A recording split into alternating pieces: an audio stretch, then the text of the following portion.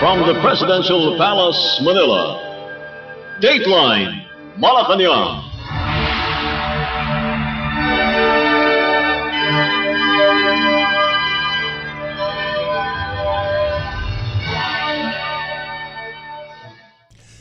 Good day.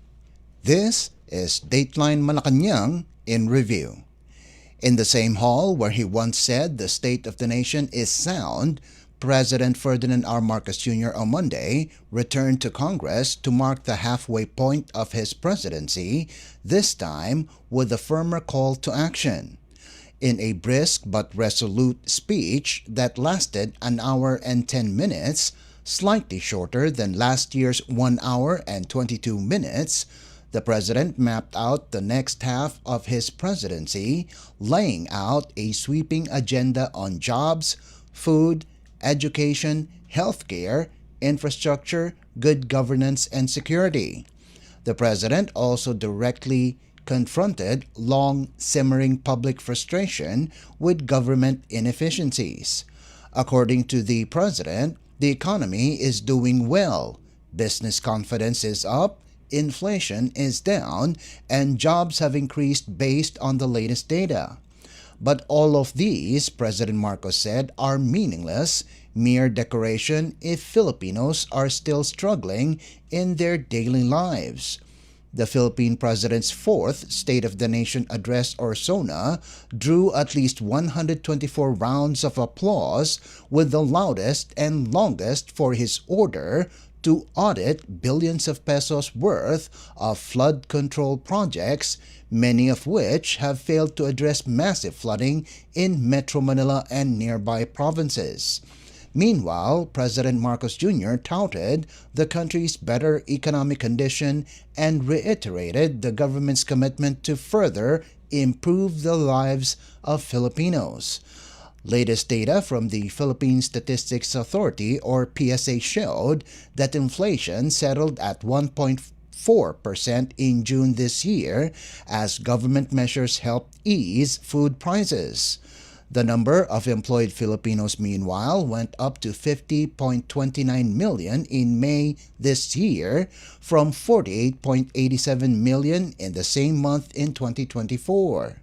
President Marcos said the government would ramp up efforts to provide more employment opportunities for Filipinos. The president said the Department of Labor and Employment, the Department of Trade and Industry, the Department of Social Welfare and Development, the Department of Tourism, and other government agencies would provide opportunities to unemployed Filipinos. President Marcos Jr. said the government would continue to provide funding with low interest rates and no collateral to more entrepreneurs. The chief executive said the government would also support intellectual property and offer free training and capital to help lift people out of poverty and enable them to establish businesses. President Marcos also urged businesses to invest in the Philippines, especially in the country's agriculture sector. Kung datos lang ang pag-uusapan, maganda ang ating ekonomiya, tumaas ang kumpiyansa ng mga negosyante. Bumaba ang inflation, dumami ang trabaho. Ngunit ang lahat ito ay palamuti lamang, walang saysay, kung ang ating kababayan naman ay hirap pa rin at nabibigatan sa kanilang buhay. Kaya sa huling 3 taon ng administrasyon, ibubuhos pa natin ang lahat-lahat, hindi lamang upang mapantayan, kundi mahigitan pa ang pagbibigay ginhawa sa ating mga kababayan. Hindi na ako magpapaligoy-ligoy pa. Maayos na hanap buhay talaga ang mabisang pantiyak laban sa kahirapan at laban sa gutom. Dumarami ang mga nalilikhang hanap buhay sa ating bansa ngayon. Magpupursige ang DOLE, DTI, DSWD, kasama pati ang DOT at mga kaugnay na ahensya sa paghahanap ng paraan at ng mga oportunidad para sa natitirang 4% ng ating puwersang manggagawa na hanggang ngayon ay walang trabaho. Ipagpapatuloy natin ang pagbibigay ng puhunan sa mas marami pang negosyante para makapagsimula ng maliit na negosyo o micro-enterprise sa mababang interes at walang kolateral. pati na rin ang kapital at proteksyon para sa mga yamang isip. At para sa mga tinataguyod natin mula sa kahirapan, patuloy tayong nagbibigay ng libreng training at puhunan para makapagtayo sila ng sariling negosyo. Hindi tayo titigil hanggang halos 2.5 milyon maralitang pamilya ay matutulungan natin na magkaroon ng kanilang sariling maliit na negosyo. Palalaguin natin ang mga industriya, mga pabrika ng sasakyan, hulmahan, electronics, biotechnology, pharmaceuticals, critical minerals, telang Pinoy, halal, construction, mga planta ng kuryente. Ngunit, nananawagan pa rin ako sa ating mga negosyante. Mamumuhunan kayo sa ating agrikultura. My single resounding message to the international business community is this: the Philippines is ready. Invest in the Filipino. Our cavalcade of dependable and hardworking Filipinos, innately skilled, adaptable, and possessed with a heart for service are here, ready to work and to succeed with you. That was Philippine President Ferdinand R. Marcos Jr. Dateline Malacañang. At the same time, Philippine President Ferdinand R. Marcos Jr. thanked several Arab states for granting clemency to Filipinos convicted of different offenses in their host countries. Speaking at his fourth State of the Nation address or SONA, the president said more than 600 Filipinos were granted clemency by the United Arab Emirates, Qatar, Bahrain, and other states in the Middle East.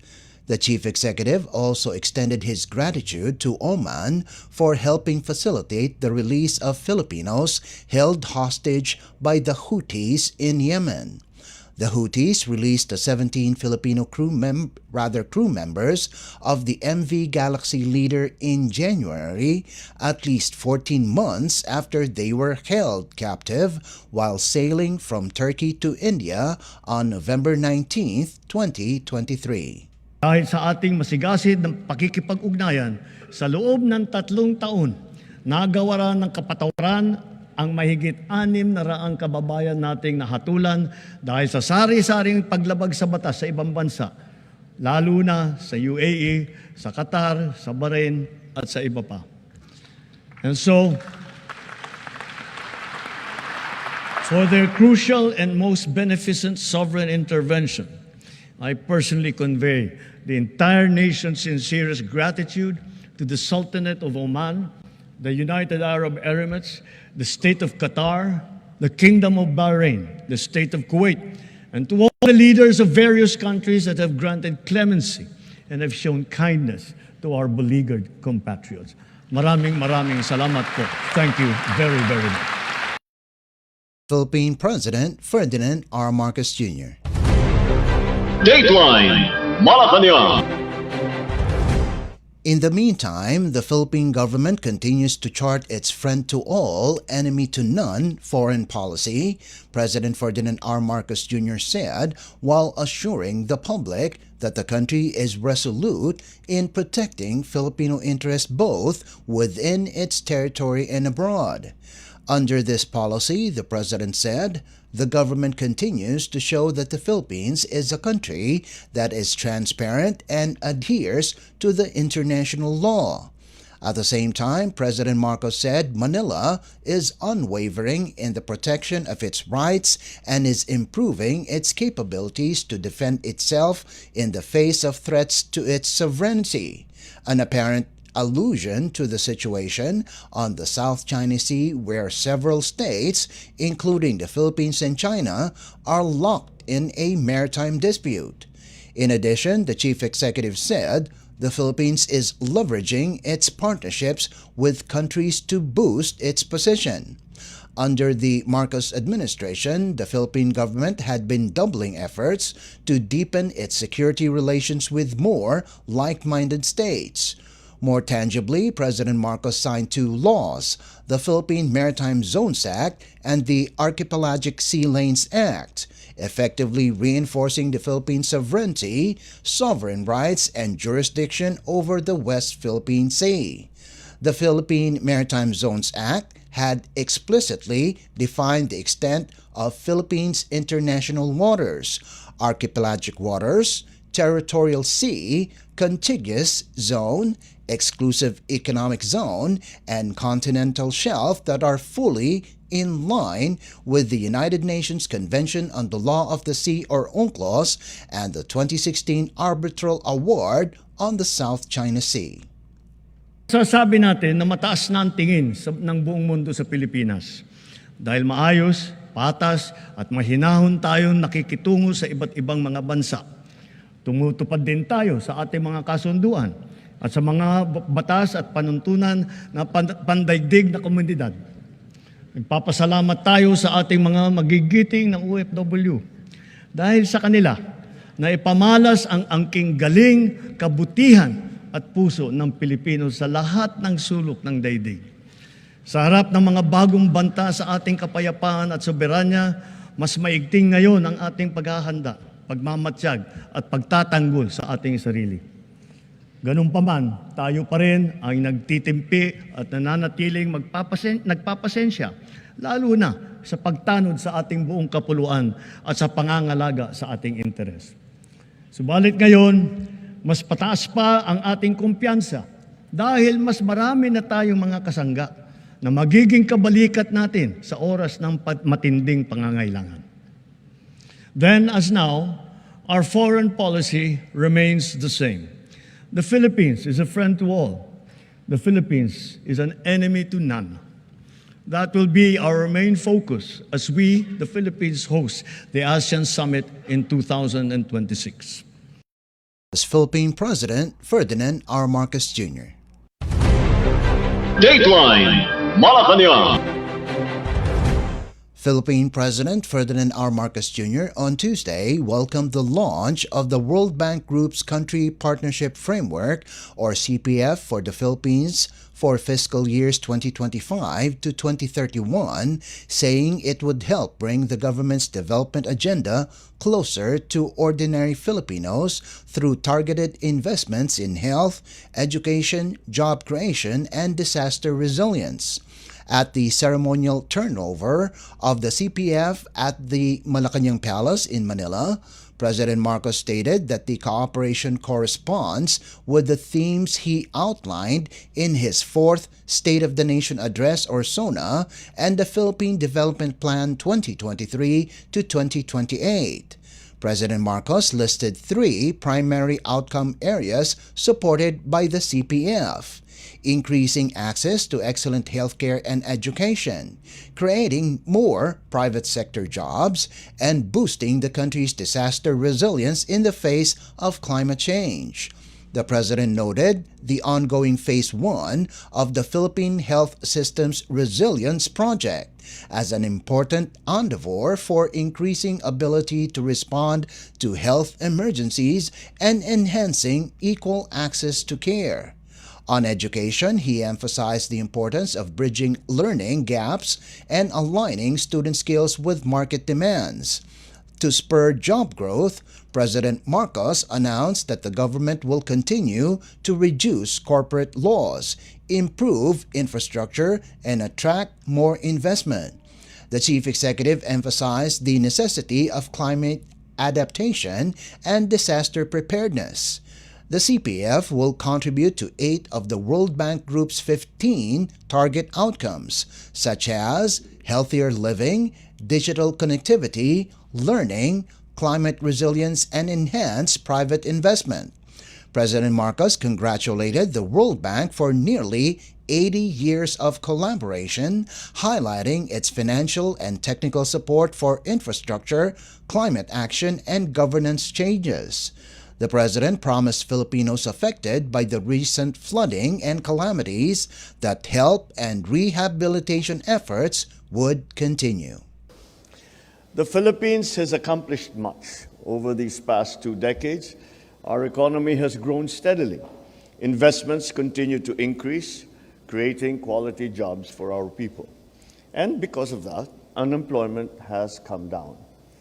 However, we are well cognizant of the fact that much more needs to be done to ensure that the progress is truly felt by every Filipino, wherever they may be. This is why we are looking forward to the launch of the World Bank Group's Country Partnership Framework, or CPF, for the Philippines for 2025 to 2031. We are improving the delivery of public health services, especially in underserved areas, including Bangsamoro Autonomous Region in Muslim Mindanao. Through Phase 1 of the Philippines Health Systems Resilience Project, we are promoting the smarter use of quality health services while building our capacity to prevent, prepare for, and respond to health emergencies. With more equitable healthcare, we are giving our people not only longer lives, but hope, security, and dignity. We are also focused on addressing students' learning gaps, preparing our youth for the 21st century workforce through better education and stronger support, matching their skills with the market's needs. We ensure that our students will grow into future leaders, innovators, and visionaries. Binubuksan natin ang mas maraming dekalidad na trabaho sa pribadong sektor. Pinapalakas natin ang kakayahan ng bansa na harapin ang mga sakuna at epekto ng pagbabago ng klima. We are also redefining resilience to mean learning from our shortcomings and preparing the way ahead of time. Philippine President Ferdinand R. Marcos Jr.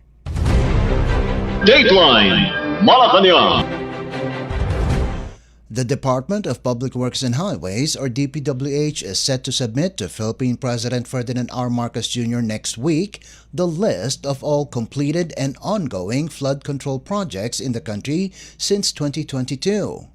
DPWH Secretary Manuel Bonoan said they are currently consolidating data from the different district engineering offices and regional offices, all the flood control projects under the present administration. He made the statement on the sidelines of the 2025 Post-State of the Nation Address, or SONA, discussions in San Juan City on Wednesday. At the same time, Bonoan said they will also include in the list the projects undertaken by past administrations. The DPWH chief reported that close to 10,000 flood control projects have been completed nationwide under the Marcos administration. Talagang kailangan po natin isagawa ng mga flood control projects para maproteksyonan po natin ang mga kapagiliran at maibigyan po natin ng katiyakan ng ating mga mamamayan na hindi sila binabaha. Sa kasalukuyan po, itong administrasyon ng ating presidente, mula po nagsimula nito, ang Department of Public Works and Highways po, nakatapos na po kami ng I think about 9,800 flood control projects all over the country po nito, no? Sa lahat. At sa kasalukuyan po, meron po kaming I think 5,700 ongoing projects, na flood control projects pa rin po ito. And ang kwan po namin dito, yung instructions ng ating presidente na ibibigay po namin yung listahan kung ano yung natapos, ano ang kasalukuyang estado, nandiyan pa ba yan, mga yan, o tsaka kung ano yung ginagawa na namin ngayon. Tingin ko naman, yung mga naisagawa na namin dito, nagbigay po ng protection, immediate protection po sa ating mga mamamayan, sa paggawa po namin ng sinasabi nating sangga sa mga pangsangga sa floodwaters dito sa gilid ng mga ilog. At ito yung tinatawag po namin mga revetment walls, and this has provided immediate protection sa underlying areas. During his fourth SONA last Monday, President Marcos directed the DPWH to submit a list of completed and ongoing flood control projects as a step toward eliminating corruption in the implementation of such infrastructure projects. Dateline Malacañang. Philippine President Ferdinand R. Marcos Jr. on Thursday called on newly installed Philippine Army or or PA Chief Lieutenant General Antonio Navarrete to demonstrate firm leadership and unwavering vigilance as he takes command of the service amid heightened global uncertainty and security challenges. Speaking at the 67th Philippine Army Change of Command and Retirement Ceremony in Fort Bonifacio in Taguig City, the Commander-in-Chief underscored the critical role of the Army in safeguarding national sovereignty and advancing peace and stability. Navarrete, the former commander of the Armed Forces of the Philippines or AFP, Western Mindanao Command, replaces Lieutenant General Roy Galido, who officially retired after 2 years as PA Commanding General. Both generals are members of the Philippine Military Academy or PMA Bikislahi class of 1990. President Marcos assured Navarrete of the government's full backing as he leads the Army through a more complex and evolving security environment. The President urged the new Army leadership to stay true to its mission and values and to continue serving the nation with courage, discipline, and loyalty. You will be assuming your role at the time when geopolitical tensions and global uncertainty are high. This will demand your vigilance and leadership to deliver with clear direction and to show firm commitment. I have full confidence that under your command, the Philippine Army will remain steadfast, a pillar of strength and integrity, professionalism. Kaya sa araw na ito, bilang inyong Commander-in-Chief, pinapangako ko pagpatuloy natin at pagtitibayin pa natin ang ating sanggataang wakas. We owe you nothing less than our full support. Naway magsilbi itong inspirasyon upang mas magampanan ng Philippine Army at kanyang tutuloy ang magsilbi sa bayan ng may tibay na loob, may panindigan at katapatan.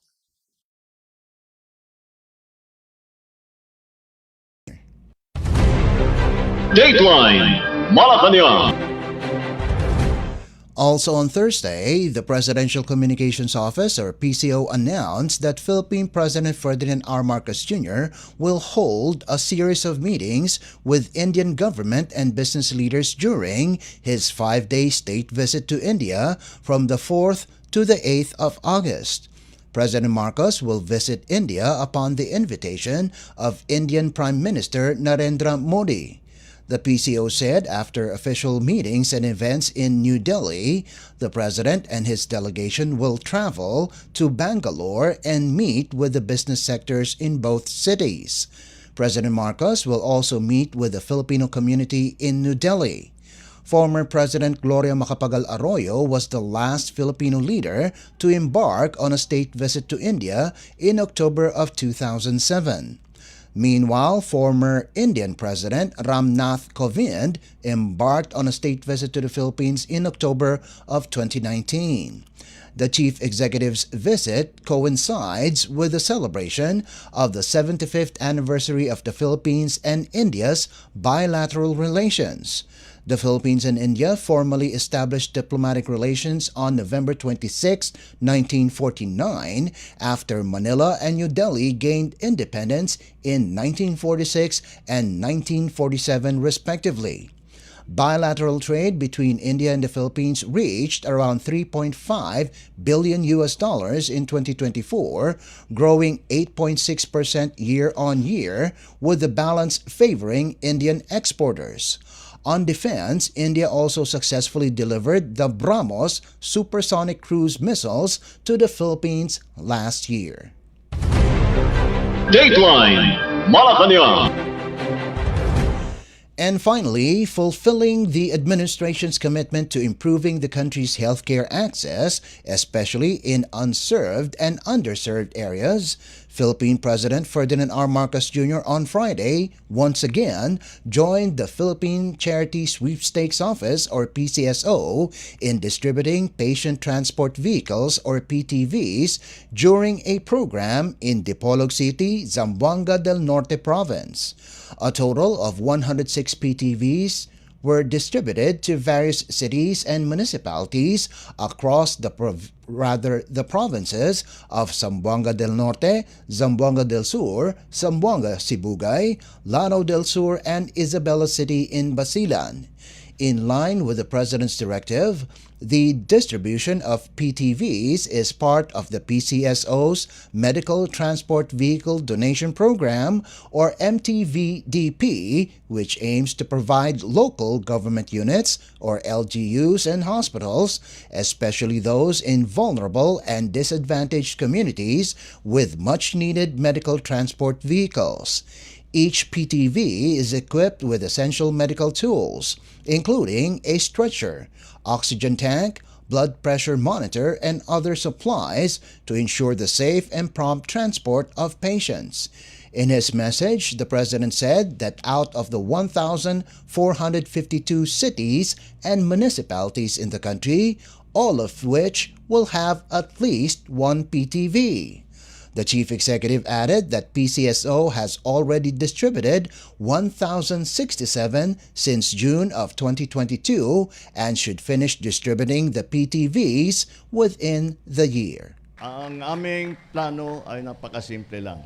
Unang-una, of the, 1,452 LGUs in the country, cities and municipalities in the country, these are lahat ito ay magkakaroon ng at least one of these patient transport vehicles. Nakapagbigay na kami ng since June of 2022, nakapagbigay ng PCSO ng 1,067 sa lahat ng mga ating LGU. At inuna namin, hindi namin muna prioritize yung mga lalaking lungsod, the big cities. Because usually, meron na silang mga facilities, hindi urgent. Yung mga maliliit, ang inuna namin. Yung mga, inumpisa natin, 4th, 5th, 6th class na municipality. Then slowly we'll work our way back. Ang ano natin, sana, yung kabuuhan ng ating pagbigay nitong patient transport vehicle ay matapos natin within the year. Magagawa na natin. And then, patuloy pa rin ang bigay namin. Kasi yung ibang bayan, malaki naman talaga. Kailangan dalawa. So, titignan na natin, adjust na natin. So, ang minimum bawat bayan, bawat lungsod ay merong ganitong patient transport vehicle. That was Philippine President Ferdinand R. Marcos Jr.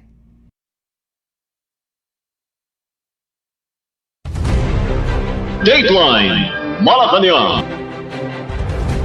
Before we conclude our program, Radyo Pilipinas World Service of the Presidential Broadcast Service is live on audio streaming. Just download Evox PBS Receiver on your Google Play Store or the App Store from your Apple phone. You can also visit our Facebook page and YouTube channel. Just type in and search for Radyo Pilipinas World Service. Kindly subscribe, like, and share our post as well. And that concludes this edition of Dateline Malacañang in Review. For Radyo Pilipinas World Service, this is Leo Magpayo. Good day and stay safe. From the Presidential Palace, Manila, Dateline Malacañang.